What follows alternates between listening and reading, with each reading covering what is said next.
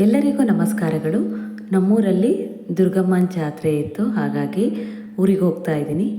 ನಾನು ಹೋಗೋ ಅಷ್ಟರಲ್ಲಾಗಲೇ ನಮ್ಮ ತಂಗಿದಿರಿಬ್ಬರು ಬಂದಿದ್ದರು. ಮಸಾಲೆ ಪುರಿನ ರೆಡಿ ಮಾಡ್ತಾ ಇದ್ಲು ತರಿಸಿ.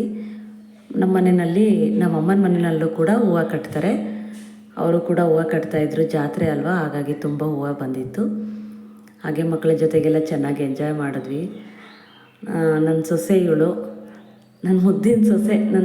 ನನ್ನ ಮಗನಿಗೆ ಹೆಂಡ್ತಿ ಅಂತ ನಾನು ರೇಗಿಸ್ತಾ ಇರ್ತೀನಿ ಅವಳನ್ನು. ಅದಕ್ಕೆ ಅವಳು ಕೋಪ ಬಂದು ಏನೇನೋ ಹೇಳ್ತಾ ಇದ್ಲು. ನಮ್ಮಮ್ಮ ಅವರು ಎಲ್ಲರೂ ಪಾನಿಪುರಿನ ತಿನ್ಕೊಂಡ್ವಿ.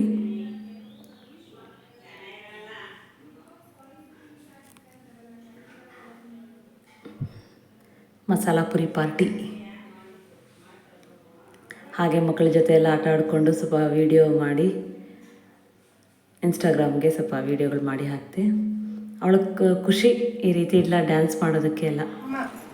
ಹಾಗೆ ಎಲ್ಲರೂ ಕೂತ್ಕೊಂಡು ಊಟ ಮಾಡಿದ್ವಿ. ಧನ್ಯವಾದಗಳು.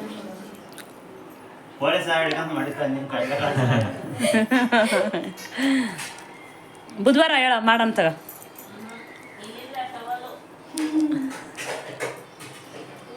ಏನೆಲ್ಲ ಹಾಕಿದ ಒಳಗೆ